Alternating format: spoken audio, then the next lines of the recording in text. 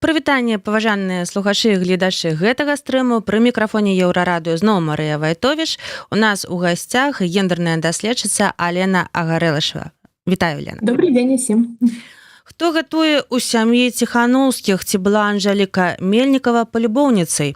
Усё гэта чамусьці раптам становіцца прадметам агульнанацыянальнай увагі. Быццам Беларусь жыве ў адной вялікай камуналцы. Але дзе праходзіць мяжа паміж публічнай адказнасцю і банальным падгляданнем? І чаму грамадства так хоча ўсё ведаць? Разам з нашай госцяй мы сёння разбярэмся, што такое публічная інтымнасць і ці можа яна існаваць без гвалту. Пагаворым таксама, чаму нават калі гаворка ідзе пра рэальныя праблемы, як, напрыклад, у сітуацыі з дыкпікам Андрэя Стрыжака, мы часта паглыбляемся ў абмеркаванне асабістага, а не сутаснага. І галоўнае, як асвятляць такія тэмы без сексізму, ганьбы і паўторнай траўматызацыі людзей. Усё гэта сёння ў нашым эфіры. Калі ласка, задавайце свае пытанні, пакідайце каментары пад гэтым стрымам. Канешне, калі для вас гэта бяспечна, памятайце пра сваю бяспеку. Лена, ты нешта хацела сказаць адразу?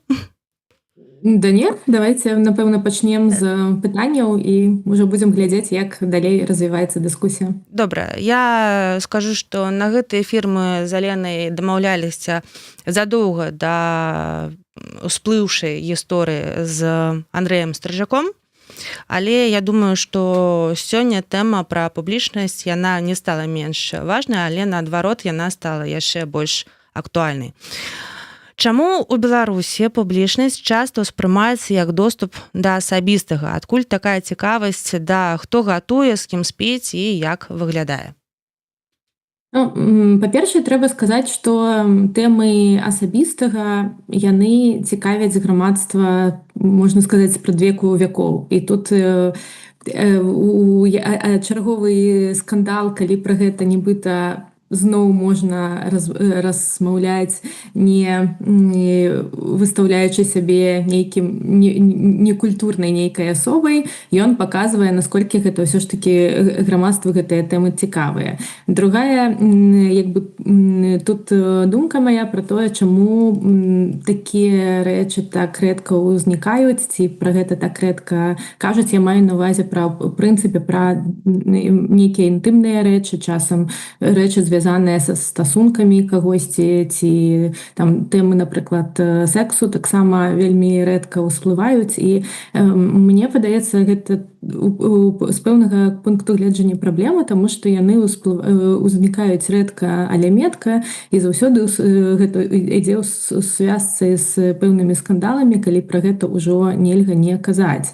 І калі б, можа быць, і медыа ў тым ліку, і ў грамадстве было пэўнае разуменне, як не за гэтую тэму пад кавёр нікудысьці не зачыняць, проста гэта адна з нармальных тэмаў грамадства, і калі пра яе час ад часу ўсё ж такі ўзгадваць, напэўна, і культура дачынення да таго, як пра тым нават гэта, нема нават нічога абразлівага казаць усё сваімі словамі, секс, сексуальныя стасункі, рэчы звязаныя з інтымнасцю, але ўсё яшчэ ў нас нібыта такія вельмі беларускія медыа, яны вельмі такія рафінаваныя, ці то мы зусім пра гэта не кажам, і мы такія брытанскія людзі, і нас гэта не цікавіць, толькі падавайце нам высокія тэмы культуры ці палітыкі, ці зноў-такі мы пра гэта кажам, але тады ўжо адчыняецца нейкая скрынка ў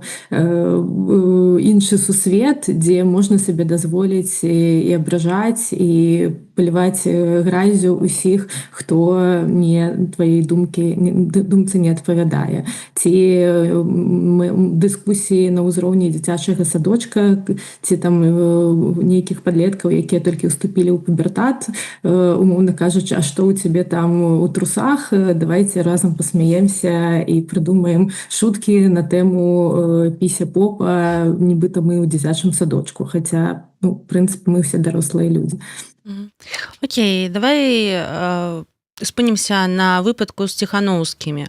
Як ты лічыш, вось інтарэс да гэтай сітуацыі, абмеркавання ўвогуле катлет, там кухні, вось Ціханаўскі нешта там гатаваў, так? Мы можам пачаць увогуле з таго, як там Лукашенко называў Ціханаўскую катлетніцай яшчэ, так? Гэта ж увогуле даўно пайшло, і ўсе гэта, канешне, таксама абмяркоўвалі, проста з розных лагероў, скажем так, і бакоў. Скажы, калі ласка, гэта інтарэс да палітычных лідараў ці спроба апусціць неяк жанчыну праз хатнюю ролю? Вось калі ідзе такая гутарка. Ну, я б тут увогуле засяродзілася не на тым, як кажуць ці не кажуць пра менавіта Ціханаўскую асабіста, а ў прынцыпе пра інтарэс да іх пары, да іх асобаў і паасобку і разам. І тут мне падаецца, што гэта вельмі такі дзіўны момант для ўсёй як бы гісторыі там, медыарынку Беларусі, ў прынцыпе грамадства. Ціханаўскія па шчырасці гэта першая публічная пара у незалежнай беларускай гісторыі. Таму што да гэтага у нас былі часцей за ўсё у нас былі ці мужчыны-лідары, і вось дзесьці там у іх былі жонкі, і час ад часу гэтыя жонкі былі больш ці менш публічныя, але вось гэта, калі ласка, асабістае, пра гэта нібыта не прынята казаць. Ці зноў-такі у нас там 26 гадоў быў як бы адзін узурпатар пры ўладзе, і у яго нібыта зусім не было асабістага жыцця, проста адкульсьці з'яўляюцца дзеці, але зноў-такі нават небяспечна задавацца такім пытаннем, у тым ліку задавацца пытаннем публічна, як бы што там у палітыкаў бывае асабістае. І таму зноў-такі такі вельмі вялікі перакос наконт таго, што ёсць пэўныя табуяваныя нібыта тэмы, хаця у параўнанні з іншымі краінамі тэма асабістага жыцця, калі гэта палітык ці ў прынцыпе публічная асоба, гэта зноў-такі становіцца тэмай публічнага абмеркавання, таму што зноў-такі, калі чалавек заяўляе сабе на гэту пасаду, гэта яшчэ і пытанне адказнасці і пытанне таго, наколькі ён у асабістым жыцці падзяляе тыя каштоўнасці, пра якія ён кажа. І гэта пытанне даверу у тым ліку яго, то бок сэнсе, што гэта такі нібыта грамадская дамова, якую публічная асоба заключае з грамадствам. Калі вы хаціце прадстаўляць чыесьці інтарэсы, вы мусіце быць гатовымі дзяліцца і нават сваімі пэўнымі персанальнымі рэчамі наконт, умоўна кажучы, вашых адносінаў, вашага сямейнага жыцця, вашых каштоўнасцяў, як вы там жывеце сваё жыццё, якія вы стасункі з кім маеце, якім чынам. І зноў-такі гэта пытанне у тым ліку і рэлігіі, і фінансаў, яны таксама ўжо маюць не асабісты, а публічны інтарэс. Але вяртаючыся да Ціханаўскіх, так, яшчэ як бы гісторыя гэтай пары такая, што яна развівалася на нашых вачах, і Ціханаўская станавілася Ціханаўскай так, як мы яе ведаем зараз, з мужнінай жонкі, якая пераважна вела прыватнае жыццё да палітыка, якімі як бы большасць беларусаў ганарыцца. І таму мы маем да гэтага, памімо таго, што я сказала пра публічную асобу ў прынцыпе, яшчэ і публічныя асобы Ціханаўскіх, яны нібыта і станавіліся такавымі на нашых вачах, а яшчэ і у тым ліку як бы Ціханаўская стала народнай лідаркай пры падтрымцы гэтага самага народа. І таму ёсць пэўнае як бы разуменне, што мы маем непасрэднае дачыненне да іх жыцця. То бок твая кухня, моя кухня, да? Ну да, то бок там мы, як беларускае грамадства, так сказаць, нам нібыта узрасцілі гэтую пару у тым ліку тым даверам і галасамі, і сваёй бяспекай, калі мы там за гэтых людзей упісаліся і былі гатовыя там выхадзіць у тым ліку на пратэсты. І таму зараз як бы у Беларусі, дзе увогуле вельмі слабы шоу-бізнес і няма амаль як бы па пальцам пералічыць публічных нейкіх асобаў, і зусім няма як бы нейкага такога публічнага рынку. Гэта першая пара, за якой як бы умоўна кажучы назіраюць усе, і менавіта гэтай пары нібыта нармальна задаваць пытанні там хто гатуе, то бок мы ўжо гэта ўжо не пытанне ці можна там увайсці ў іх у дом, мы ўжо у іх у доме, мы ўжо назіраем за гэтым нібы за такім рэаліці-шоу у прамым эфіры, толькі што як бы свечку не трымаем, но дзякуй Богу, што яшчэ як бы і да гэтага не дайшло.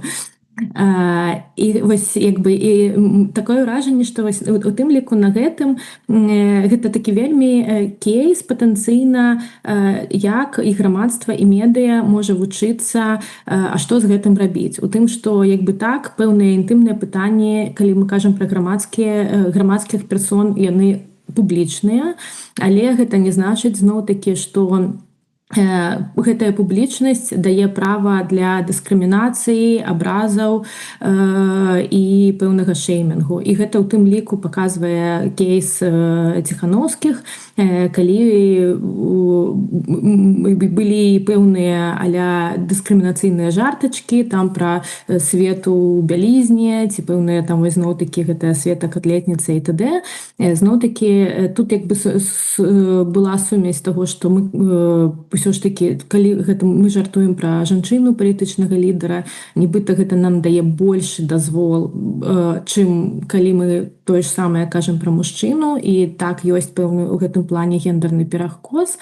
Але ў тым ліку зноў-такі мне было цікава зноў-такі назіраць не за тым, што робяць і не робяць пэўныя палітычныя лідары, а як на гэта рэагуе грамадства. То бок менавіта вось рэакцыі грамадства ці пэўныя тэзісы, якія ўзнікаюць, гэта мой фокус інтарэса. І асабліва зноў-такі, калі, напрыклад, вось недаўняя падзея, калі Ціханаўскі выйшаў на свабоду, з'явілася розгаласнае відэа спачатку, як палітвязні і палітвязанкі прыехалі ў Вільню, потым канферэнцыя, і потым проста шэраг, паміма ўсяго іншага, аналітыкі, там колькі секунд дліліся абдыманні Ціханаўскіх, дзе яна сядзела, колькі, як яна трымала яго за руку, ці не трымала яго за руку, ці яна яго дастаткова падтрымлівала, ці недастаткова падтрымлівала. І гэта вельмі дзіўна, што зноў-такі грамадства лічыць, што яны вось менавіта ў дачыненні да гэтай пары маюць права проста па гэтых пакостках раскладваць, як яны, як бы гэтыя людзі, гэта як бы мы не ведаем, большасць з нас там не ведае іх асабіста нават, да, мы нават не знаёмыя. Але вось гэта такое прыналежнасць да гэтай пары нібыта дае нам права раскладваць гэту ўсю гісторыю па костках. Скажы, калі ласка, вось як вызначыць мяжу паміж грамадска важнай інфармацыяй, просто цікавасцю, пра якую мы кажам, ну, наколькі я разумею, што гэта ў прынцыпе нармальна, што мы цікавімся нейкім там жыццём, так, нашых вось палітычных лідараў ці проста вядомых людзей, гэта было заўсёды, так? І вось мяжу паміж вось усім гэтым, так, і таксама падгляданнем у замочную шчыльну. Вось, напрыклад, калі мы узгадаем кейс Анжэлікі Мельнікавай, так, калі пісалі пра Анжэліку. Што ты заўважала? Ну, тут, зноў-такі, мы можам параўнаць той жа кейс, як не дзіўна, да? Кейс Анжэлікі Мельнікавай з тымі ж самымі кейсамі харасменту, звязанымі там Селецкім і са Стрыжаком. І зноў-такі, тут галоўнае пытанне, што якія аргументы маюць значэнне і якія аргументы адносяцца ці не адносяцца да справы. Зноў-такі, мы ўсё яшчэ нічога не ведаем пра Анжэліку Мельнікаву, ні добрага, ні дрэннага. Я маю на ўвазе, што няма абсалютных пацверджанняў таго, што яна ці супрацоўнічала з КДБ, ці неяк КДБ яе выкарыстоўваў, ці яна знікла праз пагрозу за сваё жыццё і бяспеку, ці вось гэта была такая маніпуляцыя з яе боку. Усё, што мы маем, гэта толькі пэўныя версіі, але доказаў няма. Анжеліка асабіста не выйшла на сувязь і нічога пра гэта не сказала. Але ізноў-такі так званае даследаванне улічвала ў тым ліку яе частку яе там сексуальнага жыцця, тое, што яна там, умоўна кажучы, мела татуіроўкі, асаблівасці яе паводзінаў. І тут у мяне пытанне зноў-такі, наколькі гэта было дарэчы гэта выкарыстоўваць, і калі б была пэўная сувязь там, ці даследавальнікі б сказалі, што яна скрала грошы, таму што яна была залежная ад татуіровак і ўсе свае грошы патраціла нам, умоўна кажучы, там траціла дзесяткі тысяч грамадскіх грошай на тое, каб зрабіць татуіроўку у іменітага татуіроўшчыка, тады мне было зразумела, а навошта мне ведаць пра яе татуіроўкі, ці там, умоўна кажучы, яна там бы былі там выступы яе меркаваных палюбоўнікаў, якія б сказалі: так, вось мне менавіта Анжеліка звазіла мяне на Канары, казала, што як бы у мяне ёсць там шмат грамадскіх грошай, куплю я табе лімузін. Тады зноў-такі, і гэта зноў-такі былі не нейкія там меркаванні трэціх асобаў, а менавіта з'явіўся б там чалавек, умоўна кажучы, які б назваўся яе палюбоўнікаў нават ананімна, і ён бы распавёў. І тады мне было зразумела: так, я як грамадства маю права гэта ведаць, таму што гэта там, умоўна кажучы, грамадскія грошы, ці гэта грантавыя грошы, якія даваліся на пэўныя мэты, у тым ліку на мэты барацьбу за дэмакратыю Беларусі, і таму я як грамадзянка Беларусі таксама як бы і у тым ліку тады гэты кейс, і людзі, якія не патрацілі гэтыя грошы на устаноўныя мэты, маюць перада мной як адказнасць пэўную, і таму вось гэтыя рэчы раскрываюцца. Калі гэта ўсё раскрываецца, проста паглядзіце, якая Анжеліка Мельнікава, і што? Ну, в сэнсе, мне не хапае вось гэтага прычынна-выніковай сувязі ў гэтай прычыне, і зноў-такі я пацвярджаю свой тэзіс пра тое, што як не хапае ў прынцыпе размовы на гэтыя тэмы, ці нават, ну, зноў-такі размовы нават на штосьці больш-менш асабістае, таму што як толькі як бы вось гэтае даследаванне нібыта паказала на Анжеліку і сказала фас, просто зноў-такі расчынілася нейкае, не ведаю, такое ўражанне, што такія гэтае беларускае грамадства, гэта як віктарыянскія мужчыны, якія я з жонкай нават ніколі не бачыў яе цела, мы тут толькі не ведаю, нават не ведаю, чым займаемся, галоўнае, каб з'явіліся наследнікі, але там раз на месяц я хожу ў бардэль, і там я ўжо магу сабе паводзіць як не джентльмен. Ці можа ўсё ж такі нейкі баланс у гэтым плане, і калі гэтыя тэмы цікавяцца, адводзіць гэтаму пэўныя эфіры, можа хтосьці зноў-такі запрашаць гасцей, якія публічных гасцей, якія будуць гатовыя пра штосьці окала асабістае казаць, а не толькі пра грамадска важную інфармацыю, таму што калі гэтыя, як бы, і не толькі грамадска важная інфармацыя цікавіць грамадства, так можа гэтаму грамадству трохі чагосьці і адсыпаць, каб потым не было такіх выбухаў.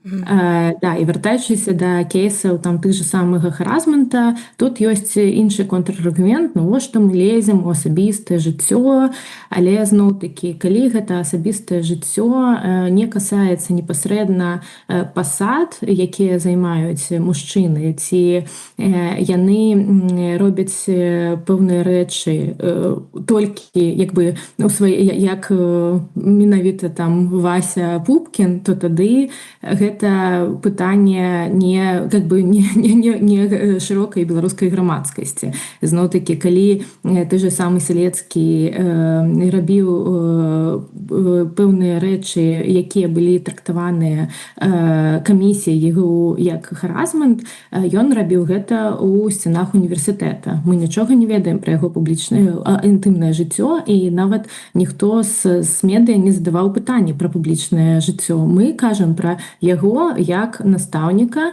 які у тым ліку прадстаўляе інстытуцыю, і больш за ўсё пытанняў было менавіта да інстытуцыі, таму што інстытуцыя мусіць гарантаваць бяспеку студэнтам і студэнткам.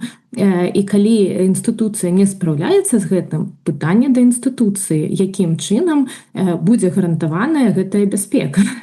Тае ж самае пытанне да Андрэя. Калі там прачытаць вопыт сведкаў, там у тым ліку быў вопыт жанчынаў, якія пазнаёміліся з Андрэем на канферэнцыях, на публічных нейкіх мерапрыемстваў, дзе Андрэй быў не проста я Андрэй, я шукаю сабе жанчыну, умоўна кажучы. Ён быў як прадстаўнік фонда, і тады зноў-такі пытанне не да Андрэя як чалавека, а да Андрэя як прадстаўніка фонда і да там беларускай грамадскасці, калі як бы у нас ёсць праблемы з харазментам, то як беларуская грамадскасць, як тыя ж самыя дэмакратычныя інстытуцыі мусяць, а яны мусяць рабіць так, каб гарантаваць бяспеку ўсім, незалежна ад гендара, пола, узроста і т.д. і т.п. Каб, умоўна кажучы, каб я ведала, што калі я еду на канферэнцыю беларусаў свету, умоўна кажучы, ці на любую іншую канферэнцыю, усім будзе зразумела, што што як бы мы едзем займацца прафесійнымі пытаннямі. Перш за ўсё. А ўсё астатняе ўжо па-за межамі канферэнцыі, пасад і пазіцый. І каб гэта было выразна зразумела ўсім. Калі гэта яшчэ не выразна зразумела, давайце перад кожнай канферэнцыяй садзіцца і дамаўляцца пра паводзіны, не ведаю, сексам не займаемся, так пікі не дасылаем. Там, я не ведаю, зашліце ўсім нейкія фармуляры, як выглядае выразная згода, і каб просто хто не ведае, была нейкая шпаргалка ў людзей. Дарэчы, як выглядае выразная згода? Просто спытаць у чалавека,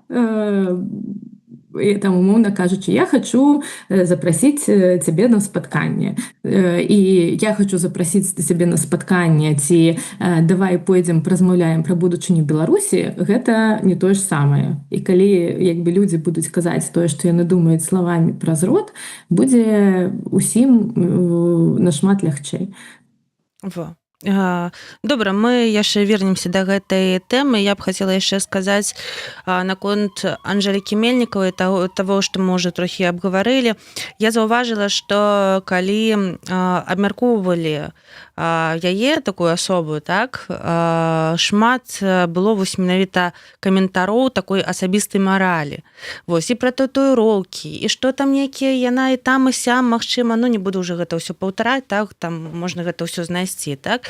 Шмат такой было інфармацыя розная, і ўсе гэта абмусоллівалі. Шмат і мужчынаў, канешне же, гэтым займалася, так. Чаму такія гісторыі часцей выклікаюць асуджэнне жанчыны менавіта, так, а не, напрыклад, мужчын, з якімі яе там звязваюць, напрыклад. Ці ўвогуле параўнаць кейс Стрыжака, параўнаць кейс Мельніку, умоўна кажучы, так. Мы бачым, колькі людзей там піша: бро, я тебе разумею, так, вось вот, а тут прастытутка пачынаецца, ну. Ну, насамрэч, гэта вельмі прыкра, што гэта чалавек, ну, вяртаючыся да Мельнікавай, гэта чалавек, якая займала пэўную пасаду, і яна мінімум 5 гадоў была ў дэмакратычных сілах, і ў яе за гэты час з'явілася там як мінімум людзі, з якімі яна працавала. І ніхто з гэтых людзей нічога не сказаў, нават не, зноў-такі, я дапускаю, што гэтыя людзі таксама могуць пачуваць сябе разгубленымі, можа, нават у іх уражанне, што яна іх падманула, ці як мінімум падманула іх давер, але зноў-такі гэта чалавек, з якімі у вас выбудоўваліся пэўныя прафесійныя стасункі, і не з'явілася нікога, хто б сказаў, якая б яна не была, яна была класнай менеджеркай, ці якая б яна не была, гэта не дае нам права абмяркоўваць яе сексуальнае жыццё, ці там, умоўна кажучы, там таксама было там чарговая, там бландзінка хоча зруйнаваць дэмакратычныя сілы. Зноў-такі, як колер валасоў датычыцца да паводзінаў чалавека. Ці калі у вас ёсць нейкія безадказныя аргументы, што як бы ўся праблема ў колеры валасоў, то, калі ласка, правядзіце гэтыя аргументы, таму што оно не зразумела. І там, умоўна кажучы, мне вельмі хацелася верыць, што калі так станецца сітуацыя, што я зраблю пэўную памылку з кропкі погляду грамадскасці, хацелася б, щоб ніколі такога не было, але ніколі не кажа не, з'явіліся б людзі ў маім атачэнні, якія б гатовыя былі за мяне ўступацца. Таму што у гэтым плане кейс Сергея паказаў, што ў яго было нашмат больш прыхільнікаў, чым у Анжэлікі, і можа дакладна быць, што гэта пытанне ў тым ліку гендера і таго, што сапраўдныя мужчынскія стасункі нібыта лепш перажылі гэтыя ўсе скандалы. Вось. Чаму на бок Андрэя, кейс Андрэя, дарэчы, так, на бок Андрэя становіцца час ад часу дзяўчата?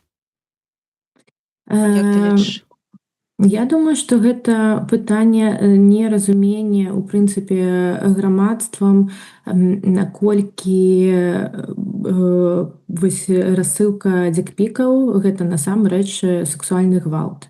І з аднаго боку дзяўчаты, якія ніколі не, у якіх ніколі не было падобнага вопыту, і нават у дзяўчат можа быць ніколі не быць падобнага вопыта з гэтым жа канкрэтным чалавекам. То бок, умоўна кажучы, яны ведаюць яго з іншага боку, і таму яны гатовыя паверыць, што такога не можа быць, нават калі Андрэй ўжо неаднаразова адкрыта прызнаваў існаванне гэтых кейсаў. То бок, гэта проста, умоўна кажучы, заплюшчванне вочы на праўду, таму што праўда вельмі балючая, і яе паміж перажыць і прызнаць гэтую праўду і проста адрынуць яе, людзі выбіраюць найпрасцейшы шлях адрынуць яе. Гэта можа быць першая гісторыя.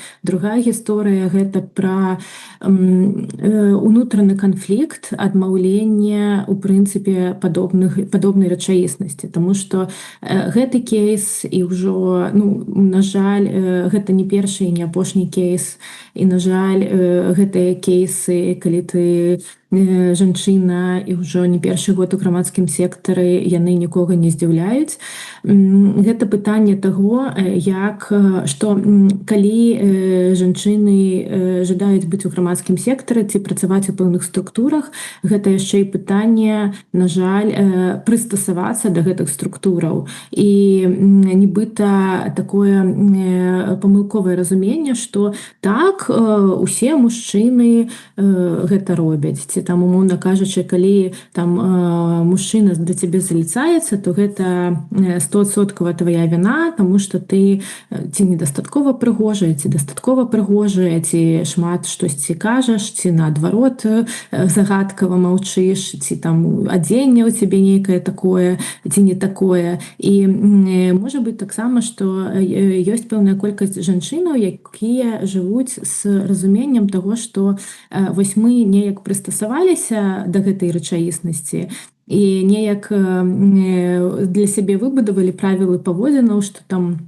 каб ведаючы, што калі што, гэта будзе нашая віна, і таму нашыя правілы паводзінаў, гэта умоўна кажучы, ніколі не заставацца адзін на адзін з мужчынамі, не хадзіць з імі ў баню, нават калі гэта карпаратыў, і гэта афіцыйная баня для ўсіх, ці яшчэ пэўныя правілы паводзінаў, і яны у тым ліку і сябе абмяжоўваюць, і іншых абмяжоўваюць, і заўсёды разумеюць, і заўсёды жывуць з пачуццём гэтай невыразнай віны, што ты мусіш сябе кантраляваць, таму што рэакцыя іншых мужчынаў на цябе — гэта ў тым ліку твая адказнасць. І гэта проста неверагодна складана. І калі жанчыны жывуць з гэтым такім падвойным грузам кантроля і сябе і паводзін другіх вельмі шмат год, а потым узнікаюць жанчыны, якія не жадаюць жыць па гэтых і гуляць па гэтых правілах, і жыць па гэтых правілах, пачынаюць казаць: не, прабачце, навошта прыстасоўвацца пад небяспечную сферу, лепш сферу прыстасаваць, каб усім было ў ёй бяспечна, таму што гэта ненармальна, гэта не окей. Гэта таксама патэнцыйна першая рэакцыя можа ўзнікаць ад жанчын злоба, таму што, умоўна кажучы, я цярпела, я прыстасавалася, а вы не хаціце.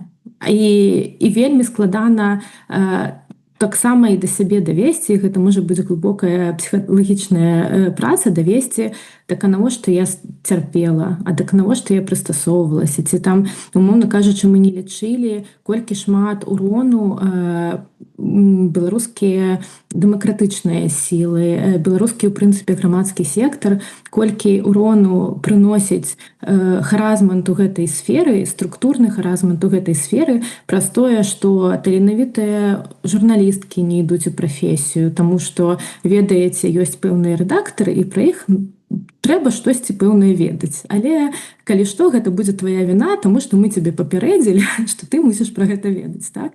І для некаторых жанчынаў гэта непрымальна. І гэта хацелася б верыць, што ні для якой жанчыны гэта не будзе непрымальна, але часта гэта пытанне рэсурсаў і адсутнасці выбараў.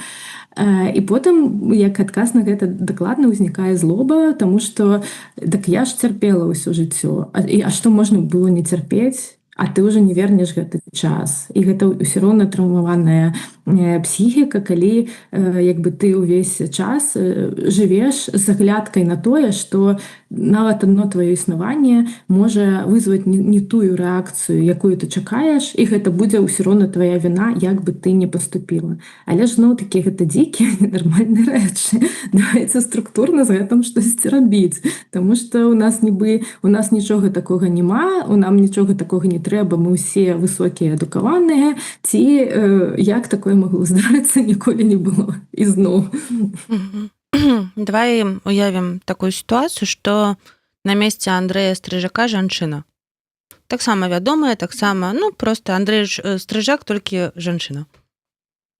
Я думаю, што зноў-такі з вялікімі агаворкамі, што нават і ўявіць складана, таму што нават жанчыне, якая мае ўладу, ўсё яшчэ як бы яна вымушаная сябе больш кантраляваць, і таму малаверагодна, што як бы такое патэнцыйна можа здарыцца, але калі зноў-такі пры ўсіх умовах гэта жанчына, я думаю, што гэта будзе кейс Мельнікава 2, маючы на ўвазе ўзровень народнага асуджэння і народнага цкавання. І нават мне падаецца, каб, як бы, умоўна кажучы, калі б на месцы Андрэя Стрыжака, там, умоўна кажучы, там, хто у нас на лідарскіх пасадах, такі, як бы нікого з жанчынаў не хочацца уяўляць, да? Да, і уяўляць, то бок нават і прыкладамі, у нас там якая-небудзь жанчына на лідарскай пасадзе, мне падаецца... Ладно, Ганна Канапацкая дасылае, не ведаю, умоўнаму Олегу Гайдукевічу сваю інтымную фатаграфію. Мне падаецца, што нават хапіла б нават чутак. То бок, зноў-такі, Олегу Гайдукевічу не трэба было б пра гэта казаць голасна, і нават не трэба было б казаць ананімна. Хапіла б нават, умоўна кажучы, нават там Марыя, ты магла б напісаць у сваім фейсбуку, у мяне з'явілася неправераная інфармацыя ад ананімнай крыніцы, якую там... Я так не раблю. Нет, я разумею, да. Я просто кажу про тое, што нават не трэба было б, зноў-такі, чаму усе там, у тым ліку, там прывязаліся да Еўрарады, таму што я ўпэўнена, што калі вы выпусцілі гэты матэрыял, вы максімальна праверылі тыя дадзеныя, пра якія вы казалі, і максімальна выверылі кожнае слова, у тым ліку, як бы, пасыл рэдакцыі, каб зноў-такі ўсё было згодна са стандартамі журналісцкай этыкі. Але мой пасыл, чаму я там менавіта такі прыклад прыважу, што калі мы кажам пра жанчыну, хапіла б нават неправеранай крыніцы і асабістага нейкага напаўпублічнага заяўлення публічнай асобы, каб адразу гэта было б розгаласам і жанчыну пачалі цкаваць, нават не разабраўшыся аб тым, была ли крыніца, а што гэта была за крыніца, а ці ў прынцыпе ёсць давер да пэўнай гэтай інфармацыі, ці гэта проста нейкая там неправеранный жарт невядома каго. Нават там, мовна кажучы, нават па гэтаму артыкулу судзіць, калі там было написано, что як мінімум фемінісцкая супольнасці, там фемінісцкія эксперткі пацвердзілі, што колькасць гэтых кейсаў нашмат большая, чым колькасць гераіняў, якія пра гэта расказалі ў артыкуле. Нават гэтае было прачытана, што Андрэй заліцаўся да феміністак, выкрылі канкрэтных феміністак, выкрылі зноў-такі домашнія даследчыкі Фейсбука, выкрылі просто за секунду, не чытаючы артыкул, чытаючы толькі лід, ужо зразумелі, да якіх канкрэтна феміністак Андрэй заляцаўся, і пачалі шэйміць гэтых феміністак. Ну гэта ж просто, нават не трэба нам жанчыну замест Андрэя уяўляць, каб уявіць, што нават калі пацярпелі ад дзейнасці Андрэя пэўныя жанчыны, і на іх ужо таксама прыляцела частка народнага гневу. Лена, а ты бачыш, што рабіць з гэтым усім далей?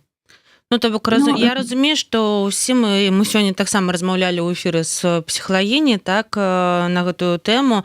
Я разумею, што ўсім хочацца выказацца, усіх гэтая тэма вельмі хвалюе, баліць, таму што для многіх Андрэй быў нейкім, ну, в прынцыпе, там прыкладам таго, як можна дапамагаць іншым людзям, так, вось такі добрасумленнасці нейкай, так.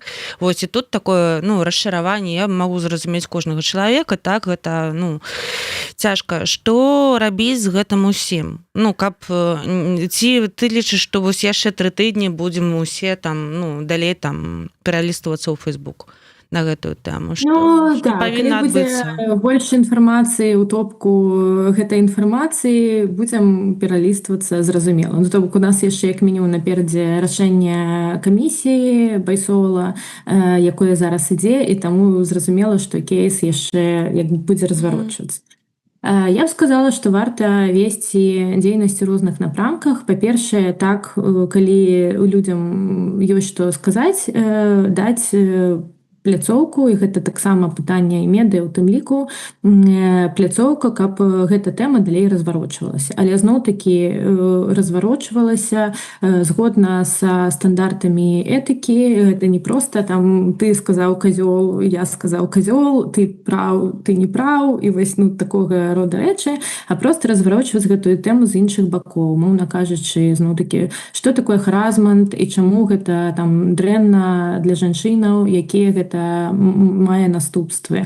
Як там, умоўна кажучы, тая ж самая, ну, таксама вельмі слаба яшчэ даследаваная тэма. Андрэй сказаў, што ёсць сексуальная залежнасць. Што гэта такое, ніхто не разумее. Гэта таксама тэарэтычна, зноў-такі, нават не абавязкова браць там пэўнае інтэрв'ю там у Андрэя ці там першыя крыніцы, але паразмаўляць з экспертамі, што гэта такое, як выкрыць там, умоўна кажучы, можа там Андрэй не адзін такі чалавек у сектары, як выкрыць, калі у вас, ну, то бок, умоўна кажучы, таксама можна разглядаць праблему і з боку людзей, якія робяць харазмент, і часам яны могуць нават не ўсведамляць, што гэта харазмент, і тады тэарэтычна гэта пытанне медыа раскрыць гэтую тэму і распавесці там умоўна 10 фактаў таго, што вы хіба што харазіце сваіх калегаў, партнёрак па працы і нават не разумееце пра гэта. Як гэта зразумець?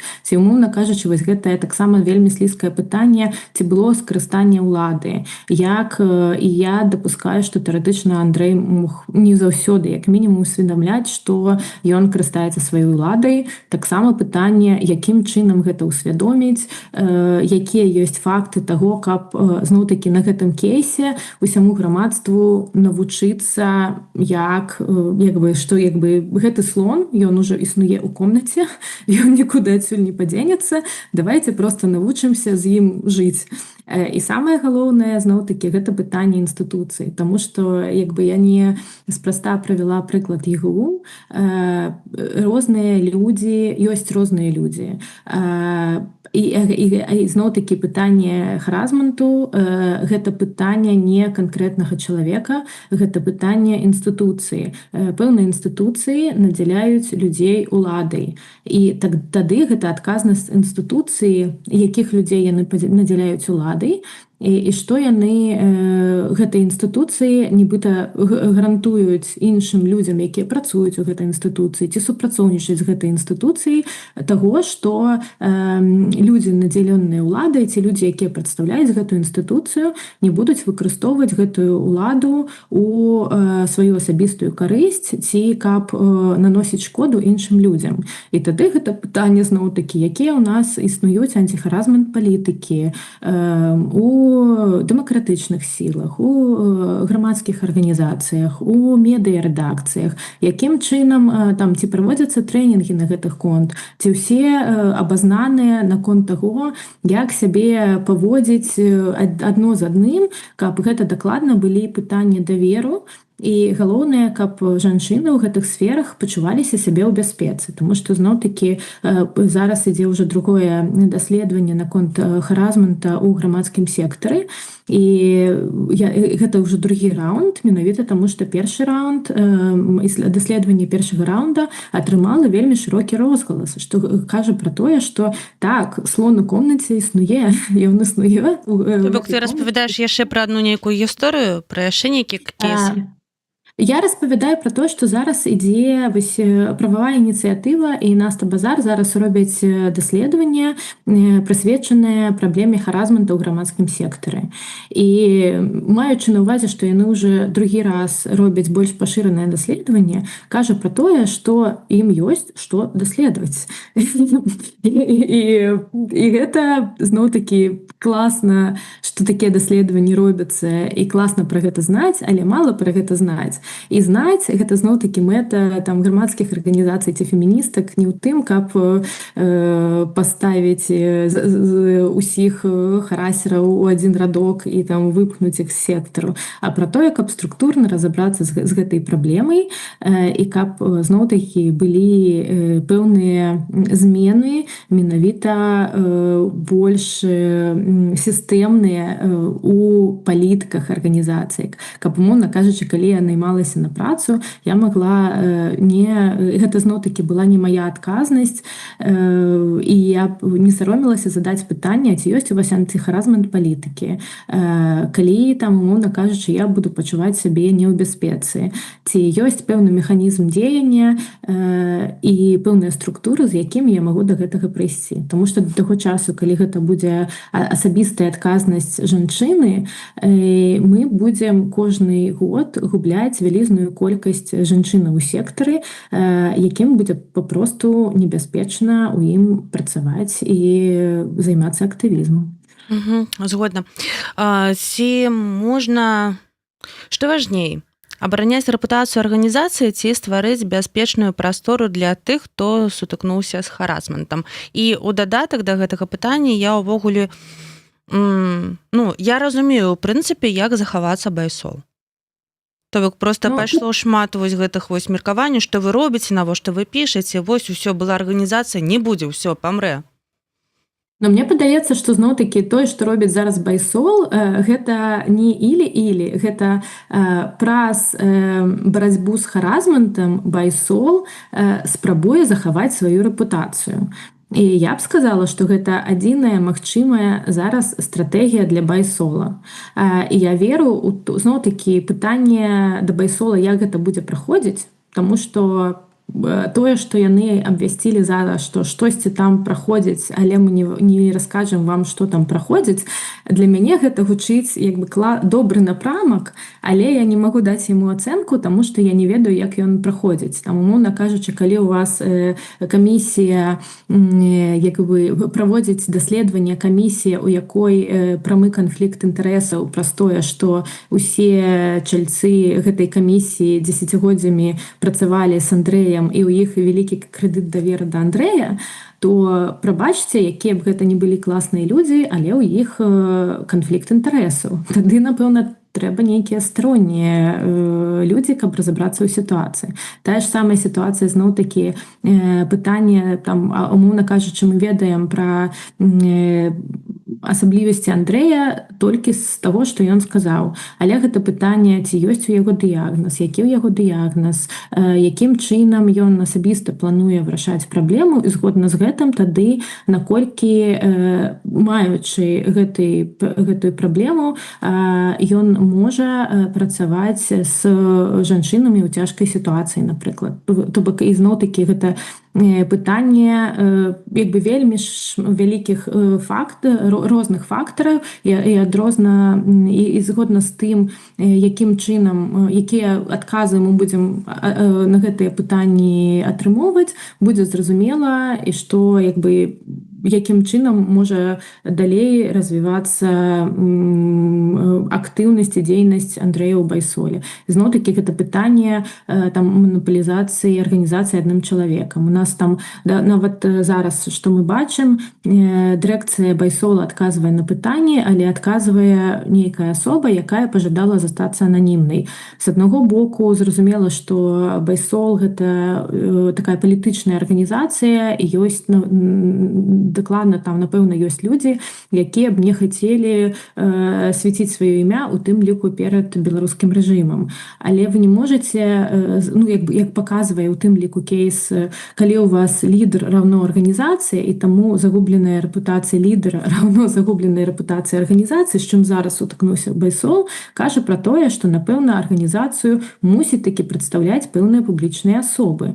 І калі іх зараз няма, то неабходна, каб яны з'явіліся, каб зноў-такі ў грамадскасці было разуменне, што арганізацыя гэта не адзін Андрэй Стрыжак і невядомая колькасць ноунеймаў. Я думаю, што тут арганізацыі яшчэ варта разумець. Вось я сёння прачытала такой каментар, і я, ну, у прынцыпе, згодна, так, што толькі праца на Байсол дала магчымасць Андрэю пазбегнуць таго, што на яго не падалі ў суд. Ось, то бок, вось гэтая рэпутацыя, якую, у прынцыпе, дала гэта арганізацыя, і як сам Андрэй пісаў, што гэта не работа аднаго чалавека, калі там казаў пра цяжкія часы на Байсоле, што там патрэбны там грошы супрацоўнікам, каб працавалі, таксама, што гэта праца, у прынцыпе, вельмі цяжкая. Вось, то, ну так, што, у прынцыпе, арганізацыя павінна, я думаю, разумець, што яны могуць рабіць сёння, ну, што загодна, праводзіць якія загодна праверкі і як бы праўда на баку арганізацыі і абараняць сваю рэпутацыю, так, якой карыстаецца сёння Андрэй. Так? Канешне, ну і зразумела, што яны ссылаюцца, што ў іх ёсць антыхаразмент палітыка, але ніхто не ведаў да гэтага часу, што ў іх ёсць антыхаразмент палітыка. Пытанне, як ці даўно яна з'явілася. Для мяне дакладна ўжо зараз стала як бы такім вельмі важным пытаннем, ці ёсць у іх этычныя крытэрыі, якім чынам яны маюць справу з людзьмі, якія да іх звяртаюцца, таму што да іх звяртаюцца, як мы ведаем, людзі ў вельмі цяжкай жыццёвай сітуацыі, у тым ліку жанчыны, і ці ёсць у іх пэўныя этычныя стандарты, якім чынам яны вядуць камунікацыю з гэтымі людзьмі. І гэта ўсё зноў-такі пытанне не да таго, што ці галава з плеч, ці ты не вінаваты. Ёсць вельмі шмат чагосьці паміж, і ў тым ліку усе мы там паважаем, зразумела, арганізацыю Байсол, але гэты кейс паказвае, што арганізацыі, у тым ліку публічныя, яны мусяць быць больш адкрытыя ў дачыненні да таго, якія ў іх праходзяць унутры працэсы.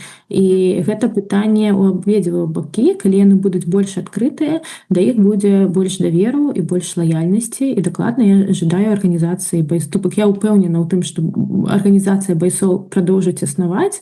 Зноў-такі, для мяне сцэнар, калі арганізацыя байсол не прадоўжыць існаваць, калі яны скажуць, мы ўсё павырашалі, мы нікому не скажам, што мы павырашалі, але мы вырашалі, што Андрэй не вінаваты, ён схадзіў 2 разы да псіхолага, і ён застаецца лідарам арганізацыі, і ўсё будзе па-старому. Тады гэта будзе дакладна ўрон рэпутацыі байсол. Калі байсол гатовы зразумець, што так, у іх ёсць пэўныя там структурныя праблемы, гатовыя з імі адкрыта працаваць і па меры магчымасці нейкую інфармацыю таксама даваць адкрыта грамадству, якім чынам яны там пераадольваюць гэтыя крызісы, мне падаецца, гэта толькі павысіць рэпутацыю байсол як арганізацыі, якая адкрытая, гатовая змяняцца, нават разумеючы, наколькі складана гэтыя змены рабіць. Окей, калі гэтыя ўсе даследаванні будуць зроблены, калі Андрэй так выбачыцца перад кожнай там жанчынай там ці там да каго ён там ліставаўся, там заліцаўся ці там не ведаю, што ён там рабіў, шчыра так выбачыцца. Калі ён, не ведаю, сходзіць да псіхіятра і пройдзе там нейкі курс, калі псіхіятр пры гэтым не паставіць яму там дыягназ, вось пра што там таксама пісалі ў каментарах, што вось тое, пра што ён піша, пра сексуальную залежнасць, гэта ўвогуле дыягназ, які пацвярджае доктар. Вось, калі не будзе пацверджаны такі дыягназ, то бок у прынцыпе гэта вось некае, вось нешта з ім адбывалася, але ён там пройдзе тэрапію, ты дапускаеш, што Андрэй можа працягваць працу ў байсол, але не на галоўнай пасадзе? Да, дакладна. У сэнсе тут зноў-такі я не псіхіятрка, каб ставіць пэўныя дыягназы, і я не ўваходжу ў раду байсол, каб зноў-такі маё меркаванне было адзіным. Мне галоўнае у дадзеным пытанні зноў-такі самае галоўнае, што трэба тут разумець, гэта не пытанне канкрэтна Андрэя, да? Гэта не пытанне, ці ён добры, ці ён дрэнны, усіх былі гэтыя нейкія памылкі маладосці, мы мусім чалавека цяпер цкаваць да смерці, ці мы мусім яго прабачыць тут і цяпер. Гэта не пытанне канкрэтнай асобы, гэта пытанне канкрэтна структурнай арганізацыі. Арганізацыя мусіць гарантаваць партнёрам, з якімі яна працуе, тое, што яны будуць пачуваць сябе ў бяспецы. Якім чынам гэта будзе зроблена, гэта зноў-такі публічнае пытанне. Ці там, умоўна кажучы, калі да партнёрству будуць звяртацца жанчыны, цяпер яны будуць камунікаваць не з Андрэем, окей, ці яны будуць камунікаваць з Андрэем, ці з кімсьці яшчэ, таксама окей. То бок мне, я тут хачу бачыць справаздачу арганізацыі пра зробленую працу над памылкамі. Калі ў іх не распрацаваныя тыя ж самыя этычныя стандарты, як працаваць з пацярпеўшымі, ці яны былі недакладнымі, гэта зноў-такі пытанне, каб яны былі распрацаваныя. Калі ў іх не хапае на гэта рэсурсаў, калі ласка, ёсць просьбы экспертаў, якія на платнай аснове і часам нават на валанцёрскай аснове проста праз вялікую лаяльнасць да байсола, яны гатовыя з гэтымі кейсамі працаваць, яны гатовыя працаваць з байсолам. Але зноў-такі пытанне не пра тое, што мы Андрэй прабачыўся, ўсё хорошо, ці мы ніколі не даруем Андрэю гэта пятно на ўсё жыццё. Гэта пытанне, што там, умоўна кажучы, і людзі-то працуюць не з Андрэем канкрэтна, яны працуюць з арганізацыяй. І нават калі там Андрэй застанецца ў гэтай арганізацыі, пытанне пра тое, якія менавіта структурныя змены, а не асабістыя змены з Андрэем былі зробленыя, каб была гарантаваная бяспека. Дзякуй вялікі. Асабістыя раўно публічныя ці не? Як жыць у свеце, дзе ўсе абмяркоўваюць тваю бялізну? Так гучала тэма сённяшняга нашага эфіра. Я нагадаю, што сёння пры мікрафоне для вас працавала Марыя Вайтовіч, а нашай госці была гендерная даследчыца Алена Гарэлашева. Дзякуй вялікі. На жаль, час наш ужо скончаны. Вось прыходзь да нас яшчэ, будзем абмяркоўваць іншыя важныя тэмы. Дзякуй вялікі за запрашэнне. Добрага дня, да пабачэння ўсім.